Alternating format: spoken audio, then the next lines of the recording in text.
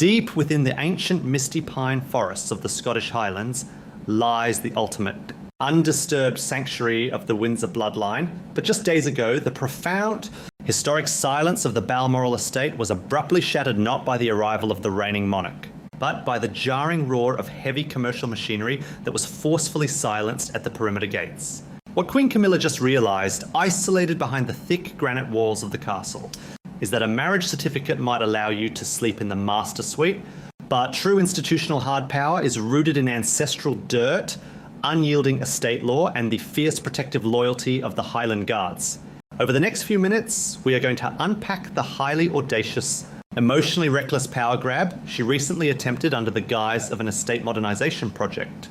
We will expose how a clandestine manoeuvre to physically bulldoze the late Queen Elizabeth's most private sanctuary and replace it with a Parker Bowles commercial retreat inadvertently triggered a freezing institutional retaliation engineered by Prince William. By the end of this breakdown, you will understand the devastating realization currently paralysing the Queen, despite holding the highest title in the land. Her influence evaporates the moment her feet touch the sacred sovereign soil of the next generation.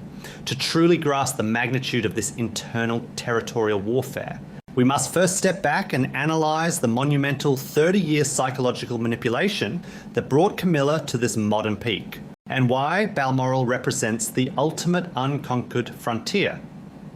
For 3 decades, she survived the bitter public ruin of the 1990s, slowly infiltrating the drawing rooms of London and the manicured gardens of Highgrove. But Balmoral was always different. It was the absolute epicentre of Queen Elizabeth II's reign, a deeply private fortress where the late monarch retreated from the world. For years, Camilla felt historically marginalised in Scotland, viewing the estate as a lingering monument to the old guard and a place where the ghost of Princess Diana's early royal years still echoed in the surrounding hills. To truly conquer the firm, Camilla felt a profound psychological need to physically overwrite the late Queen's beloved sanctuary. When she was officially crowned, Queen discarding the restrictive consort caveat entirely, she believed she had finally achieved absolute dominion over every inch of the royal portfolio. She operated under the fundamental, almost arrogant belief that her psychological control over King Charles was synonymous with the absolute right to reshape the physical earth of the Crown's private estates. She felt entirely untouchable, assuming that the sprawling Scottish bureaucracy, the estate managers, and the notoriously loyal groundskeepers would simply bend to her personal architectural agenda out of deference to her newly minted title. But the fatal flaw in Camilla's complex architecture of power is a fundamental misunderstanding of Scottish estate law and the unbreakable allegiance of the people who actually guard the land. She conflated her temporary residency with ancestral ownership.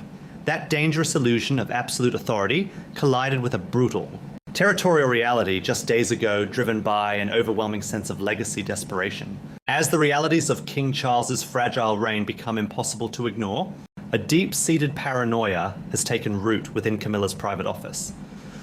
Fearing that her footprint on the royal residences will be instantly erased the moment the crown shifts to the next generation, her senior advisors attempted an unprecedented, highly destructive administrative manoeuvre.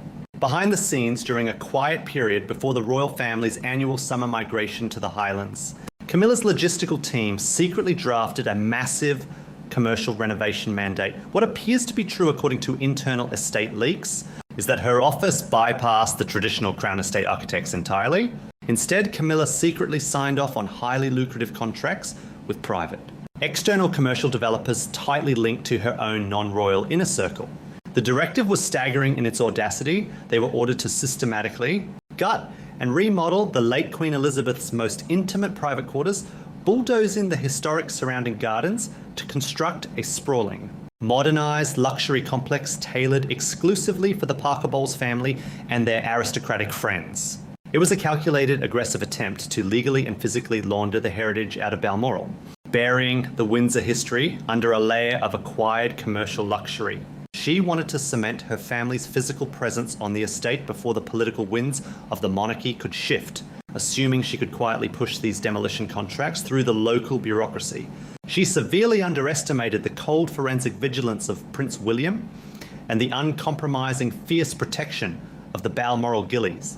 The discovery of this secret territorial coup did not manifest through an explosive family confrontation over dinner. You do not attempt to bring commercial bulldozers onto the sacred grounds of the Scottish sovereign estate without triggering massive immediate alarms. The anomaly in the contractor clearance forms was flagged almost instantly by the estate's head gamekeepers and land managers. These men do not answer to the king's wife. Their loyalty is inextricably bound to the bloodline and the land itself. When they reviewed the architectural blueprints detailing the destruction of the late Queen's quarters to make way for Camilla's private associates, they recognised it as a parasitic desecration of the sovereign heritage. The estate managers did not take the issue to King Charles, who was heavily shielded by Camilla's aides. They took the paper trail directly to the one man who holds the absolute constitutional and territorial authority in Scotland to stop it, Prince William, who legally operates in that realm under his immensely powerful title, the Duke of Rothesay. When William reviewed the commercial blueprints, the realization was immediate and chilling. Camilla was attempting to weaponize her temporary reign to literally bulldoze the unvarnished history of his beloved grandmother, while Catherine, the Princess of Wales, continues her uncomplaining sacrifice, strictly adhering to preservation guidelines and teaching her children to revere the Highland heritage. Camilla was utilizing the bureaucratic system to strip the dynasty of its most sacred soil for private family use. For the Duke of Rothesay, this crossed an invisible, unforgivable legal line. It was a direct psychological attack on the legacy of the late Queen. The response from the future king was executed with a freezing, ruthless legality that used the very weight of Scottish estate protocol as a weapon. Prince William did not leak the attempted demolition to the press, nor did he allow his office to engage in an angry public statement that would distress the local community. He utilized the system to execute a silent, devastating counterstrike, operating with unprecedented administrative leverage as the heir apparent. William quietly coordinated a strict binding protocol update with the Balmoral Estate Management Board and the Scottish Heritage Authorities. Internally, this maneuver is now quietly referred to as the Highland Sanctuary Directive. Without a single word spoken in anger, William legally and entirely overhauled the estate alteration process. He activated a rigid, unyielding protocol dictating that the core private quarters historic gardens and specific acreage of the Balmoral Estate are now classified as protected sovereign heritage sites. Absolutely no commercial contractors' heavy machinery or structural alterations can be authorised on those grounds without the explicit physical co-signature of the Duke of Rothesay. He effectively stripped Camilla's office of all independent administrative oversight regarding the Scottish property, turning the forests and the castle grounds into an impenetrable fortress governed entirely by the true bloodline. The execution of this silent retaliation was breathtaking in its subtlety, resulting in an absolute visual and psychological humiliation for the Queen. Camilla did not receive an angry confrontation before the contractors were scheduled to arrive. Instead, the trap was set to spring at the exact moment she could do absolutely nothing about it. On the crisp Scottish morning, when Camilla's private architectural firm and heavily loaded construction vehicles arrived at the outer forest gates of the estate to begin the demolition, they fully expected to be waved through by subservient palace staff. They did not find a welcoming committee. Instead, as the commercial trucks approached the secure perimeter, they hit an invisible, impenetrable wall of territorial protocol. The heavy wooden gates remained firmly shut. The formidable Balmoral Ghillies and armed royal protection officers operating under direct binding orders from the Duke of Rothesay's estate office rather than the king's household, politely but firmly halted the Queen's development team in a display of freezing, unyielding Scottish restraint. The guards stood their ground, physically blocking the entrance to the forest. The estate managers informed Camilla's lead contractors that their work order site clearances and commercial access passes had been flagged frozen and permanently revoked under the new Highland Sanctuary guidelines. They were denied entry to the grounds. Their digital credentials had been completely wiped from the estate mainframe. Furthermore, the lead architect was handed a perfectly polite, heavily formalized legal document from William's office, clearly stating that the requested construction zones were strictly protected heritage sites, and any unauthorized attempts to cross the property line with heavy machinery would be treated as an illegal trespassing violation against the Crown. The commercial convoy representing Camilla's ultimate architectural ambition was forced to turn around and retreat down the mountain roads entirely empty-handed. What looked like a routine security check was actually a total dismantling of Camilla's territorial empire.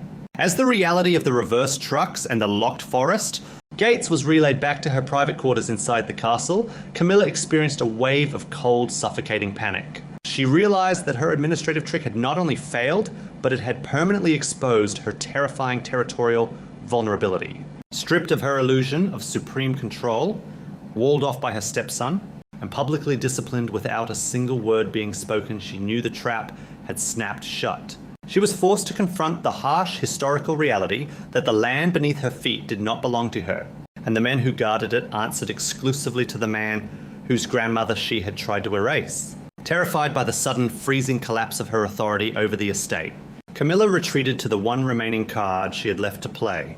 She bypassed her embarrassed staff and went directly to King Charles's private drawing room. She demanded that he use his supreme sovereign power to crush William's administrative blockade, force the Ghillies to open the gates, and aggressively enforce her absolute ownership over the Scottish soil. The entire future of the internal royal hierarchy hung in the heavy, suffocating silence of the room. As the Queen stood waiting for her husband to deliver her salvation, the heavy tartan-draped doors of the King's private drawing room at Balmoral closed securely, sealing Queen Camilla inside with the suffocating realization of her own territorial vulnerability.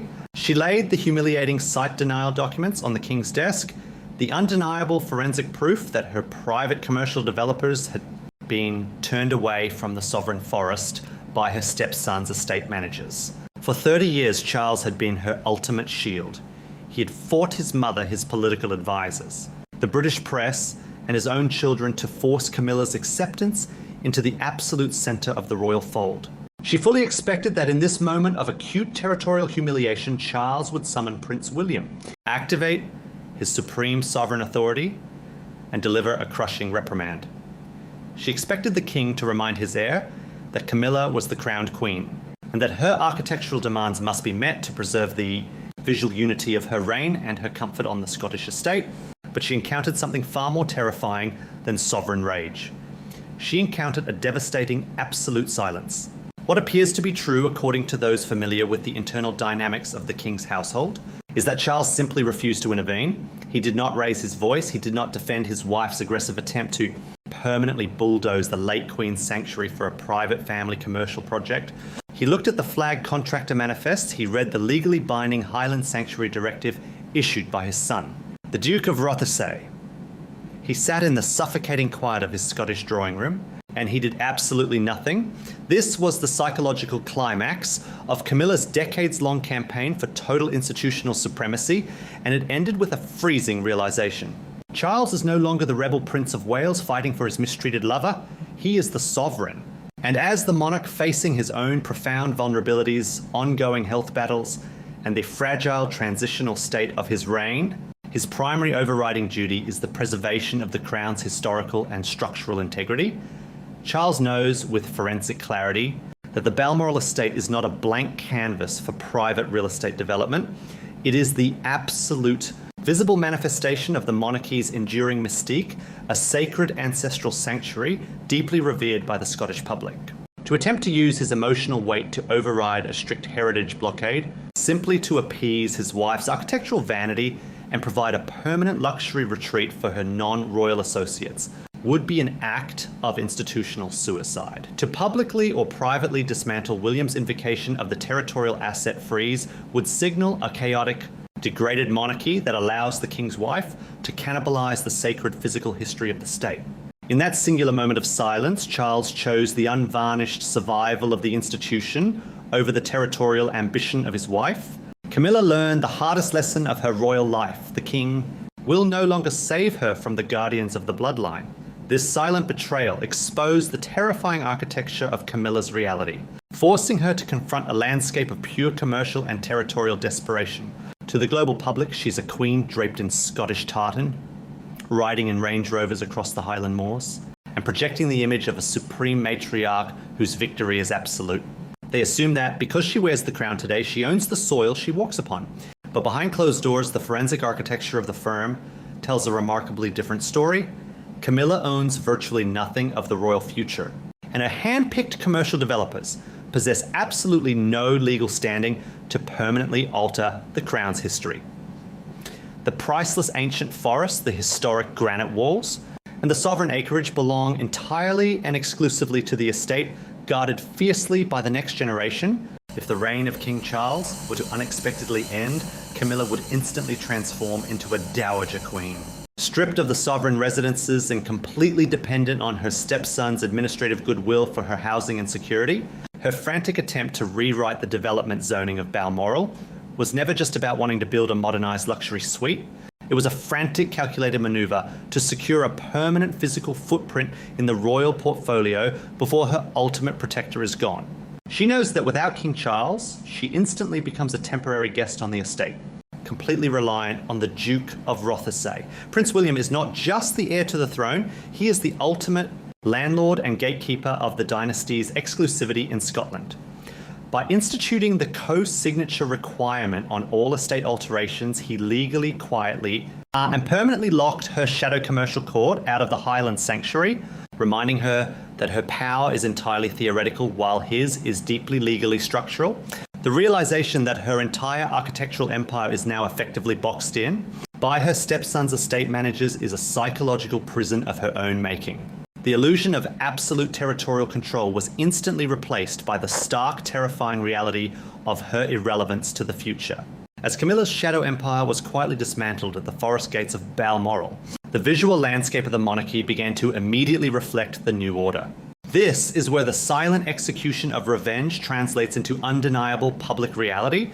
In the days following this internal crisis, as the royal family commenced their public appearances in Scotland, viewers and royal analysts noticed a profound, subtle shift in how the royal heritage is being weaponized. The Princess of Wales emerged as a portrait of freezing aristocratic restraint without ever having to issue a single public statement defending the Highland Sanctuary. Catherine did not need to negotiate for respect-demand access to specific drawing rooms or complain about the stopped bulldozers. She simply allowed the massive, quiet weight of her husband's absolute authority to protect the institution. During the highly publicized annual Braemar gathering shortly after the commercial convoy was halted, the visual shifts were devastating to anyone who knows how to read the subtle language of the palace. Camilla attended the event looking visibly strained, sitting in the royal pavilion, but entirely disconnected from the authentic pulse of the Highland traditions. But when Catherine, the Princess of Wales, arrived, the atmosphere shifted entirely.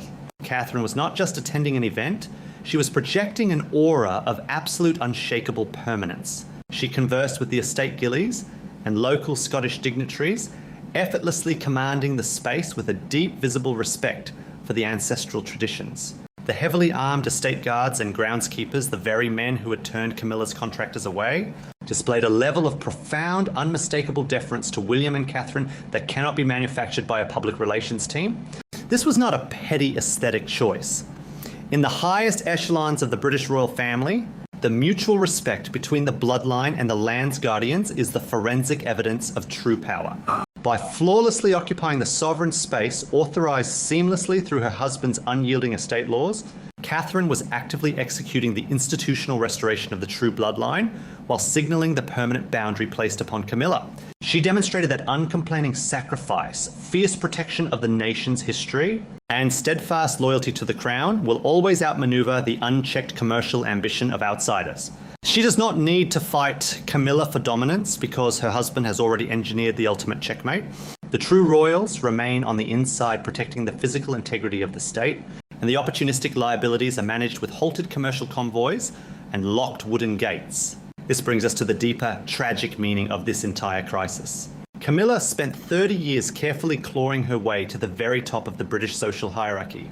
She endured intense public hatred, she orchestrated a masterful public relations rehabilitation, and she successfully convinced Charles to place the highest crown in the land upon her head. She believed that reaching the summit meant she would finally be safe, that she could secure her family's place in the global aristocracy and physically bulldoze the history of the monarchy to build her own legacy upon its ruins. But what this story of the Balmoral Estate lockout undeniably proves is that the crown on Camilla's head cannot override the territorial laws of the state. She is surrounded by the trappings of unimaginable wealth, yet she is paralyzed by the operational reality that she is merely a temporary guest in William's empire. She played a 30-year game of chess, sacrificing everything for the ultimate title, only to realise too late that the Duke of Rothesay owns the very board she is standing on. Camilla is now trapped in a gilded cage of her own making, sitting next to a king who will no longer defend her territorial overreach. Walled off from the true assets of the monarchy and forced to live under the absolute unyielding estate authority of the next generation. The era of the Shadow Queen attempting to restructure the physical earth of the state is effectively over. If you want to continue unpacking the silent warfare, the hidden administrative maneuvers, and the psychological power dynamics of the modern British monarchy, make sure to subscribe and turn on notifications. We will continue to pull back the curtain on the illusions of power, one subtle detail at a time. Thank you for watching, and we will see you in the next analysis.